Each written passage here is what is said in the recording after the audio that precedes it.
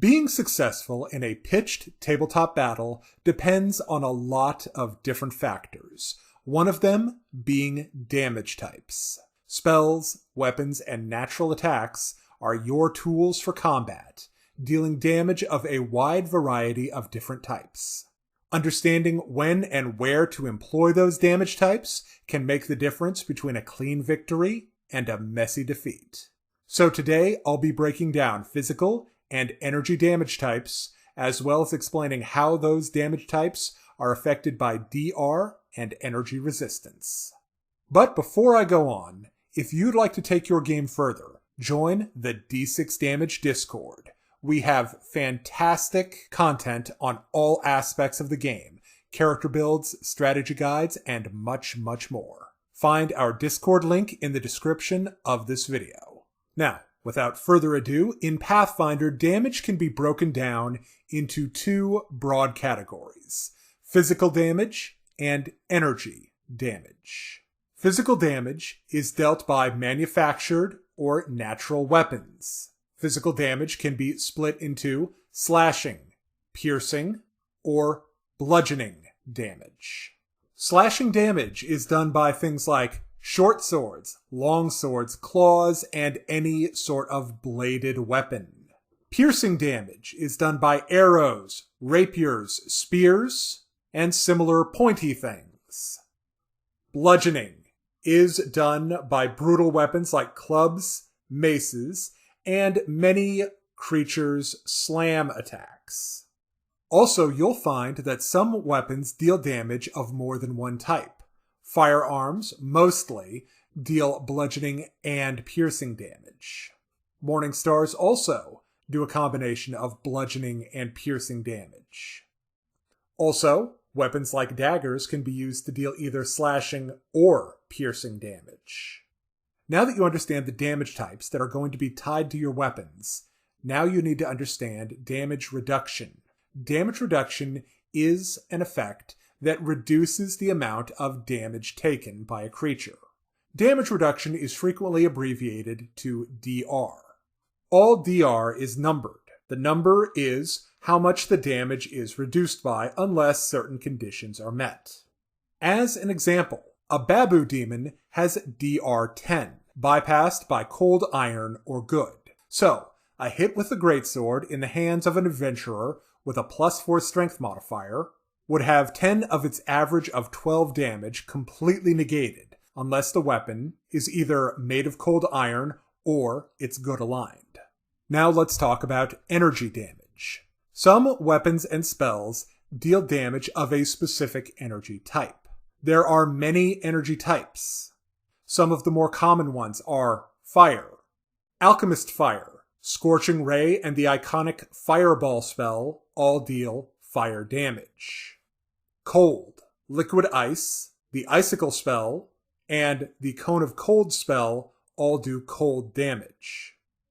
Acid, an acid flask, acid arrow, or the acid pit spell all deal acid damage. Electric, alchemically bottled lightning, the shocking grasp spell, and the ever-popular lightning bolt spell all deal electric damage. Sonic, less common than some of the other damage type. Alchemic items like the burst jar or the spell ear-piercing scream deal sonic damage. Force, always useful to have a good old magic missile to deal with certain creatures that can only be harmed by force damage. Now that you understand some of the many damage types that can be manifested by magic, let's talk about energy resistance.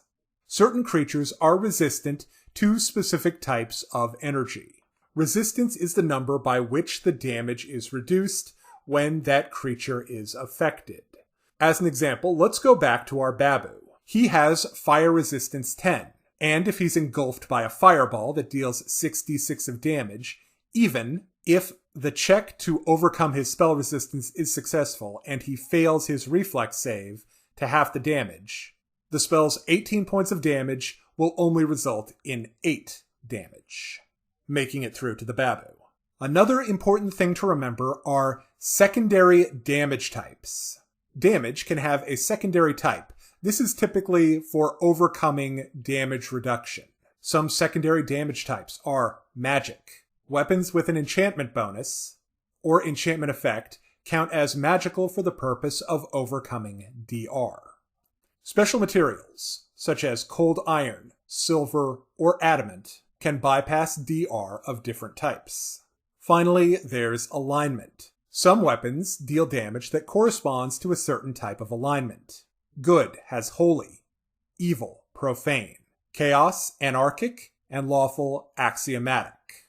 That wily babu has much more to fear from an enchanted holy longsword than he does from a normal mundane longsword, or even an enchanted longsword that deals fire damage.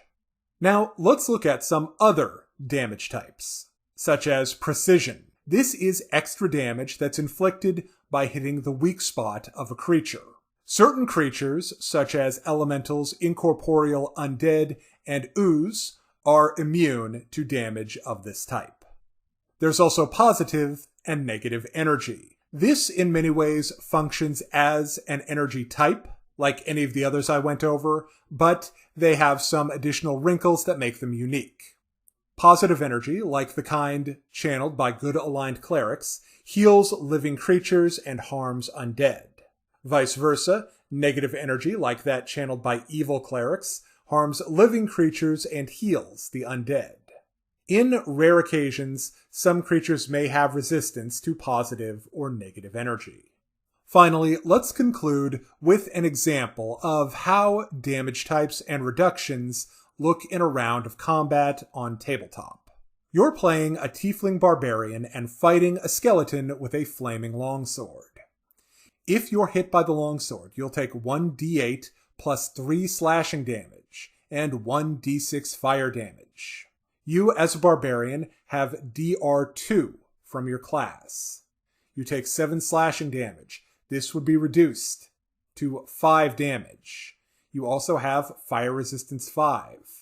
The skeleton's flaming longsword rolls a 3, so your fire resistance completely negates his fire damage. Now it's your turn. You attack the skeleton. With the Frost Great Axe you took from Ulvar the Usurper, false king of the Rhineland Dwarves 2 sessions ago, and you deal 1d12 plus 1d6 cold damage. Ordinarily, the 6 points of slashing damage that you inflict would be reduced to 1 by the skeleton's DR, which is bypassed by bludgeoning. However, your axe is a magic weapon and can bypass his DR, so you'll deal full damage. However, the skeleton is immune to cold, rendering your 1d6 of cold damage completely useless. Thank you very much for watching this short guide on the various damage types in Pathfinder 1E. If you're interested in more great Pathfinder content, check out D6 Damage right here on YouTube. We've got character builds, strategy guides, and much, much more. And if you're interested in a good old-fashioned haunted house adventure, check out Sorceress, the Dietrich House, an adventure for 4 level 3 characters. Available right now on DriveThruRPG. Finally, if you're in the market for books, dice, and other gaming paraphernalia, check out Noble Knight Games. An affiliate link is in the description of this video.